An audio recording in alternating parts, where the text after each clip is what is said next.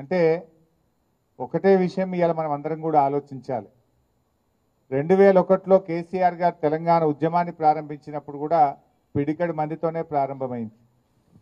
ఆ రోజు చాలా మంది ఇది వస్తుందా తెలంగాణ అనుకున్నారు. కానీ కేసీఆర్ గారు పోరాటం చేసి 14 ఏళ్ళు శ్రమించి తెలంగాణ రాష్ట్రాన్ని సాధించారు. ఆ ప్రక్రియలో కూడా ఇలాంటి కుట్రలు జరిగినాయి. రాజశేఖర రెడ్డి గారు గతంలో ముఖ్యమంత్రిగా ఉన్నప్పుడు ఇదే విధంగా మన ఎమ్మెల్యేలను చాలా మందిని తీసుకున్నారు. 12 మంది ఎమ్మెల్యేలను తీసుకున్నారు. ఇంకా అయిపోయింది బీఆర్ఎస్ పార్టీ అనుకున్నారు. ఎమ్మెల్యేలు పోయినంత మాత్రాన బీఆర్ఎస్ పార్టీ పని అయిపోలేదు. ఎమ్మెల్యేలు ఉన్నా పోయినా కార్యకర్తలు ఉన్నారు, ప్రజలు ఉన్నారు, మంచి నాయకత్వం మన బీఆర్ఎస్ పార్టీకి ఉంది. అప్పుడు కూడా ఇట్లాంటి కుట్రలే చేసిండ్రు. అయిపోయింది అన్నారు. అయిపోయింది అన్నోళ్ళే కాలగర్భంలో కలిసిండ్రు తప్ప బీఆర్ఎస్ పార్టీ మాత్రం నిలబడ్డది. ఇట్లా చాలా కుట్రలు, చాలా ప్రయత్నాలు జరిగినాయి. కానీ ఈ కుట్రలు ఏవి కూడా అవి ఫలించలేదు. అంతిమంగా న్యాయం గెలిచింది, ధర్మం గెలిచింది. బీఆర్ఎస్ పార్టీ అద్భుతమైనటువంటి పాలనను తెలంగాణ ప్రజలకు అందించింది. ఇవాళ రాష్ట్ర ప్రజలందరూ కూడా చూస్తూ ఉన్నారు. రాష్ట్రంలో ఏం జరుగుతుందో కూడా చూస్తూ ఉన్నారు. ప్రజలందరూ కూడా ఇలా కేసీఆర్ గారి పాలనను ఇప్పటి ప్రభుత్వ పాలనను కంపేర్ చేసుకుంటున్నారు. నాడెట్లుండే నేడెట్లున్నది అనేది ఇలా ప్రజల వాళ్ళ ఆలోచనలో కనబడతా ఉంది మనకు. బట్ ఏదైనా ఇలా ఆలోచించండి. మైపాల్ రెడ్డి గారికి పార్టీ ఏం తక్కువ చేసింది? ఆయనను 3 సార్లు ఎమ్మెల్యేగా చేసి ఇవాళ ఆయనను గెలిపించింది మీరందరూ కూడా. బీఆర్ఎస్ కుటుంబం గెలిపించింది ఆయనను. మీరందరూ ఎంత కష్టపడ్డారు? మీరందరూ కూడా ఎంతో కష్టపడితేనే ఇలా మైపాల్ రెడ్డి గారు గెలిచిండు. కానీ ఇలా కష్టాలు వస్తాయి. ఒక పార్టీ ప్రతిపక్షంలో ఉంటుంది. 10 ఏళ్ళు మనం ప్రభుత్వంలో ఉన్నాం కదా. 10 ఏళ్ళు ప్రభుత్వంలో ఉన్నప్పుడు మరి ఎన్నో కార్యక్రమాలు చేసినాం. నిజానికి పటాన్ చెరువుకు ఏది చేయలేదో చెప్పండి. ఏది అడిగితే అది పటాన్ చెరువుకు అడగడమే తడువుగా జీవోలు తెచ్చిచ్చినాం. పటాన్ చెరువుకు కొత్త మండలాలు కానీ, మన మున్సిపాలిటీలు కానీ, త్రాగునీరు కానీ, రహదారులు కానీ, అండర్ గ్రౌండ్ డ్రైనేజ్ కానీ, మార్కెట్లు కానీ, స్టేడియంలు కానీ, కాలేజీలు కానీ ఎన్నో రకాలుగా పటాన్ చెరువుకు నిధుల వరద ఒక ప్రవాహంలాగా అందించాం. బట్ అయినా ఎమ్మెల్యే గారు ఎందుకు పోయినా నాకైతే అర్థమైతలేదు.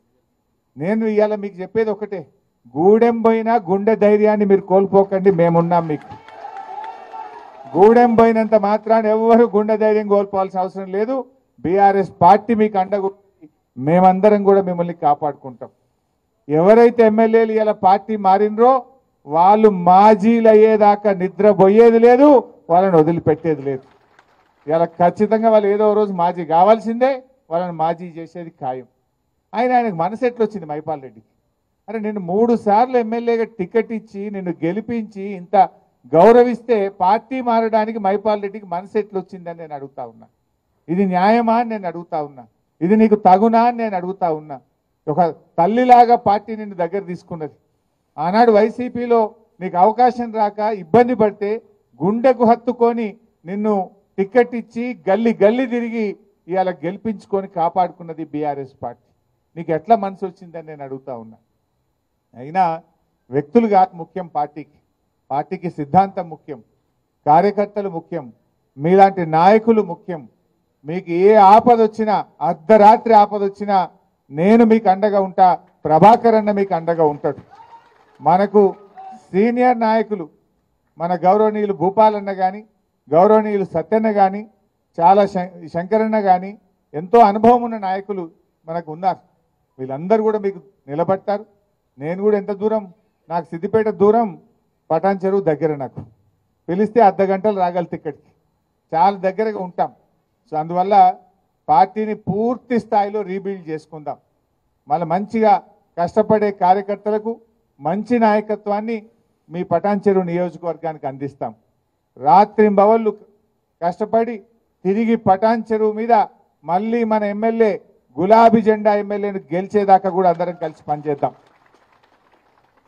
ఇవాళ మీరు ఒకటే ఆలోచించండి. రేవంత్ రెడ్డి గారు ఆనాడు ఏమన్నాడు? ఎమ్మెల్యేలు పార్టీలు మారితే రాళ్లతో కొట్టండి అన్నాడు. ఇవాళ ఆయన్ని పోయి కండువాలు కప్పుతుండు ఇళ్ళకి పోయి.